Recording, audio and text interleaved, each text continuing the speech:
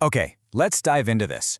We're talking about taming that wild beast we call server management. You've got dozens, maybe even hundreds of servers. How in the world do you get them all to behave exactly the way you want every single time?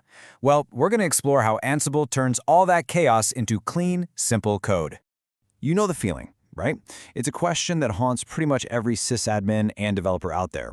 You set up two servers, they're perfect clones, just beautiful. But fast forward a month, and one is working great while the other is just failing spectacularly. Why?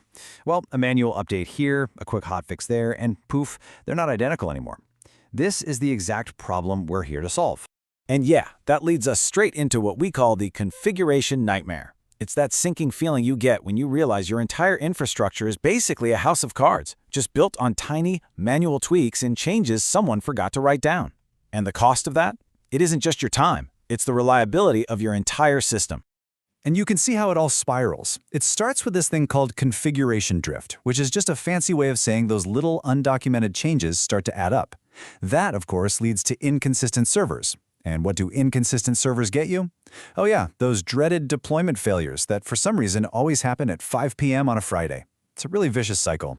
But, okay, what if there was a better way? What if you could just describe your perfect server setup in a simple file and have a tool that automatically enforces that state for you? Well, that's exactly where Ansible steps in. It's this elegant, surprisingly simple automator designed to bring order back to all that chaos. So what is it, really? At its heart, Ansible is an open-source tool that lets you automate pretty much everything.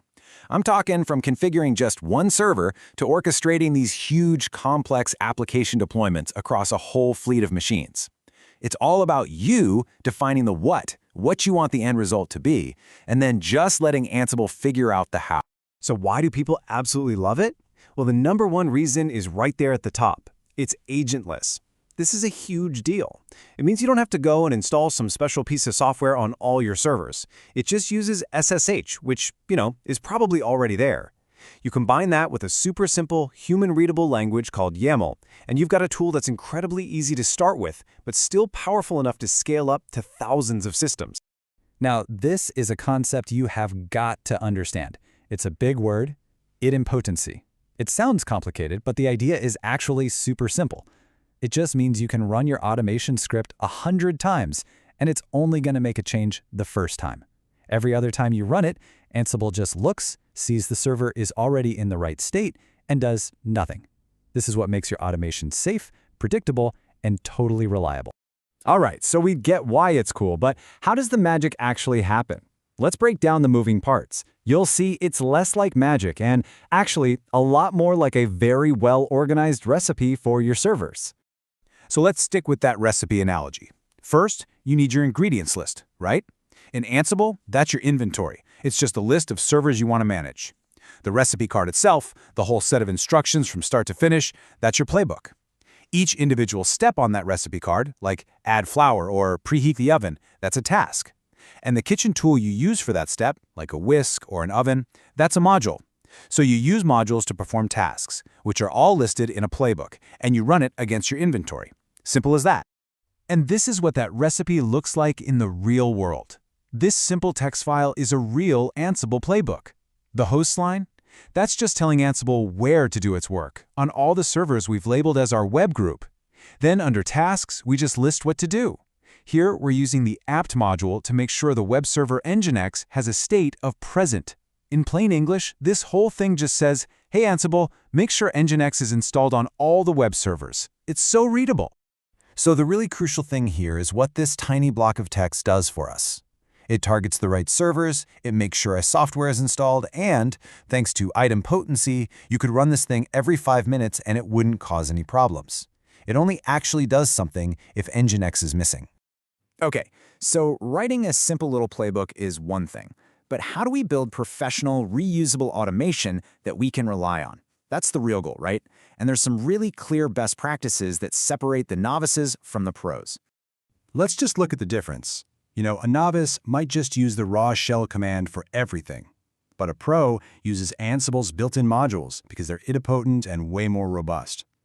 A pro will organize their code into roles and use variables, while a novice just throws everything into one giant file with hard-coded values. And please, please, please, Never put plain text passwords in your code. Use Ansible Vault to encrypt your secrets. Seriously. And if you want to take one big step towards professional automation, it's learning how to use roles. A role is really just a standard predefined folder structure for all your tasks and files. Think of it like a self-contained little bundle of automation for a specific job, like setting up a web server. It's the feature that lets you easily reuse that same automation across all of your projects. So, let's zoom out a bit. With all the other tools out there, where does Ansible actually fit into the bigger picture? It's really important to know what Ansible is for, and maybe more importantly, what it's not for. This is probably the #1 point of confusion for people starting out. So I want you to remember this analogy because it's perfect. Terraform builds the house. It provisions the virtual server, the network, all that stuff. Ansible comes in after the house is built to furnish and decorate it. It installs the software, sets up the users, and configures all the services. They are partners, not competitors. And here's what that partnership looks like in a typical automated pipeline. Step 1. A tool like Terraform creates the raw infrastructure, the empty house. Step 2. Right after that, a job kicks off that runs Ansible to configure those brand new servers, to furnish the house. And only then, Step 3, once they are fully configured and ready, is the actual application deployed onto them. So, let's bring it all home. What are the key takeaways? First, Ansible turns your server configuration into code. Second, its power comes from being agentless, simple, and idempotent. Third, playbooks define what to do, and the inventory defines where to do it. And remember, Ansible configures the house that Terraform builds. And you should absolutely use roles to keep it all clean and organized. And that kind of brings us to the final thought I want to leave you with. Once you stop manually logging into servers and instead start defining their state as code, you've unlocked a completely new level of capability. Your whole infrastructure is now repeatable, it's testable, and it's auditable. So the real question isn't just about managing servers anymore, it's about what bigger, more interesting problems you can now go out and solve.